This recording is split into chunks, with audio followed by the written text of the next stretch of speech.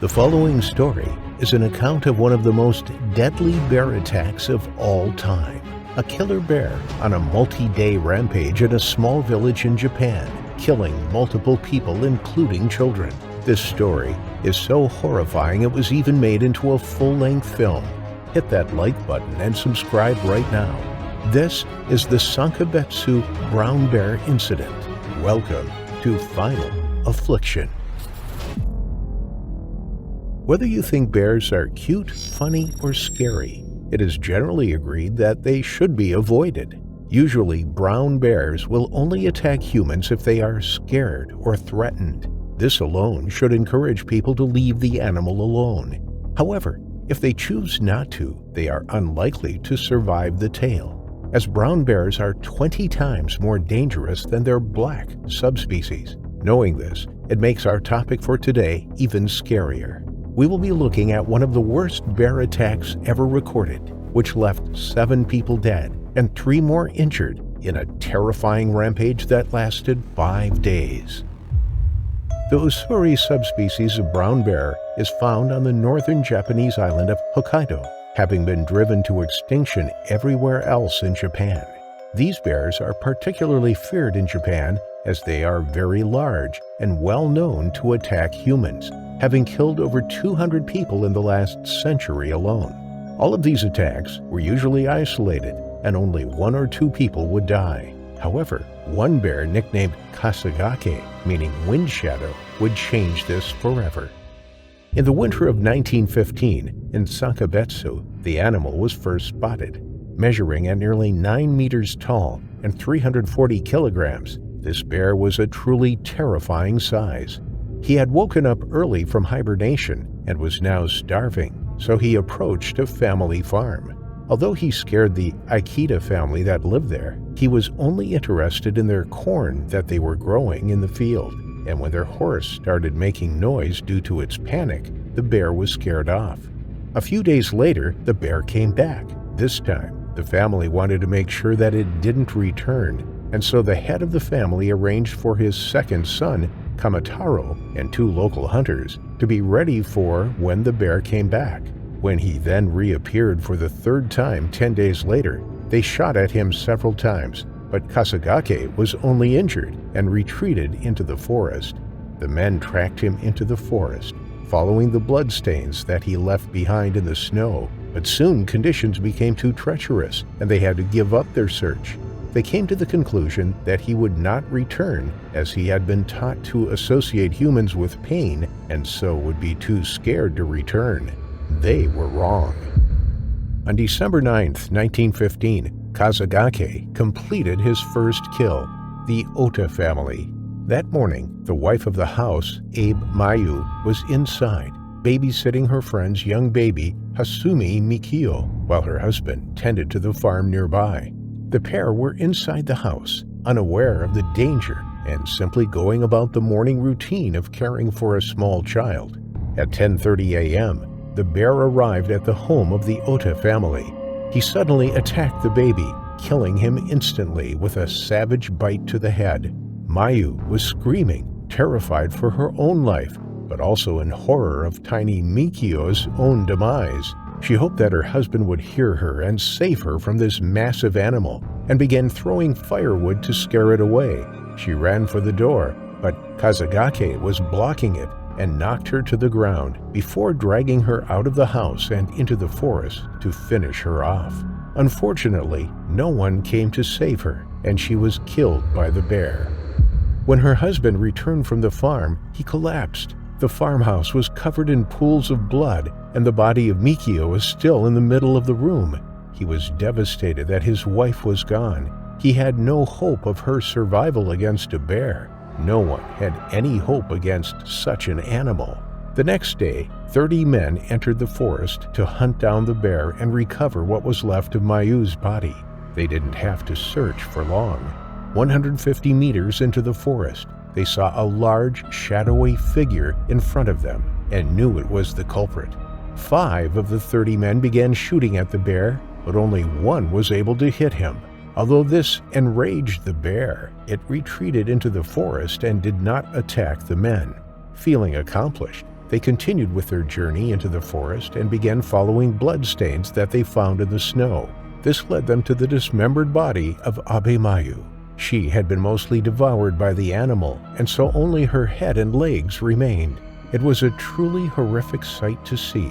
Her body had been partially buried in the snow, that it could be preserved for the bear to return to later on.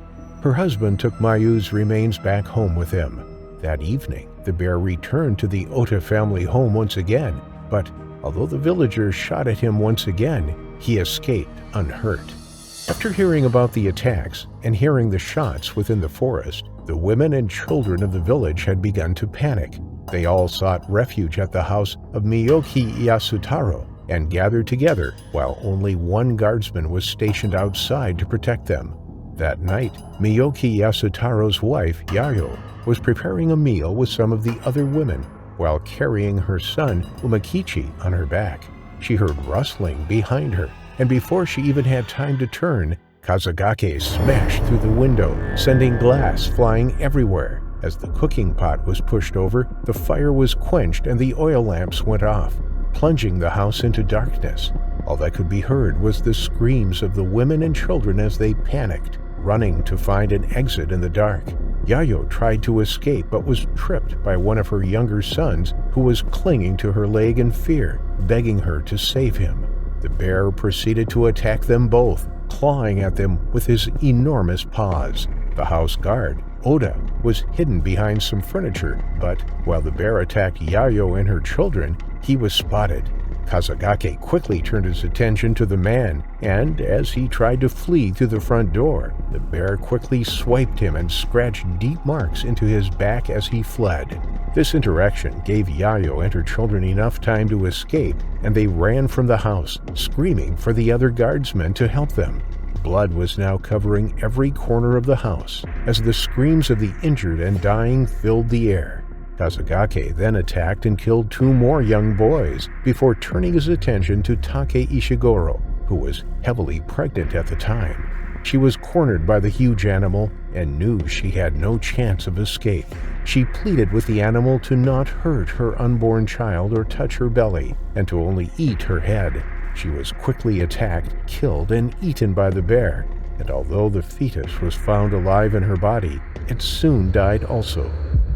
In 2 days, 6 people had now died at the hands or paws of Kazagake.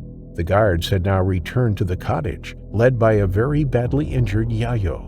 Although it was dark, they could hear sounds of the attack from within the house, so it was proposed that they would simply burn the house down, as that would surely kill the man-eater. Yayo was convinced that the children inside were still alive and fought against the guards, forbidding it.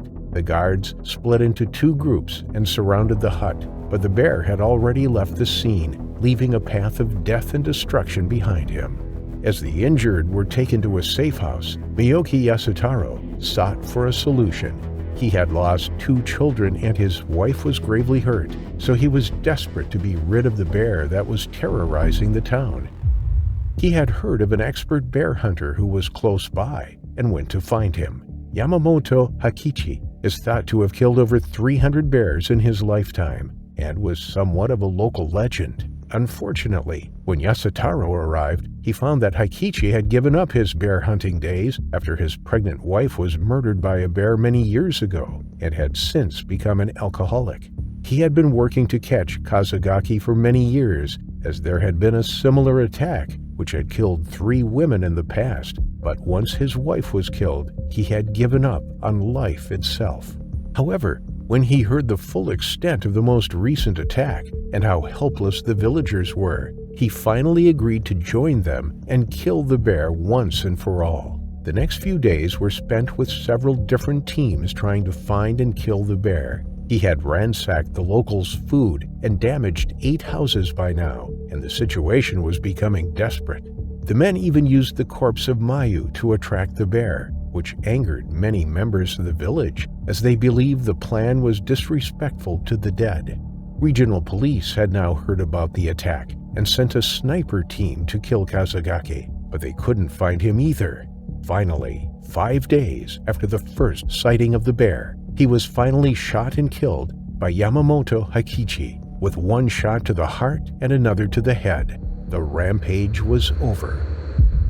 Sadly, this event caused the destruction of the village. Although Yayo survived, her young son died years later of his injuries, and due to the horrific events that unfolded, people began to leave to find somewhere else to settle instead. Eventually, they all abandoned the area, leaving it to the bears and the ghosts of the past.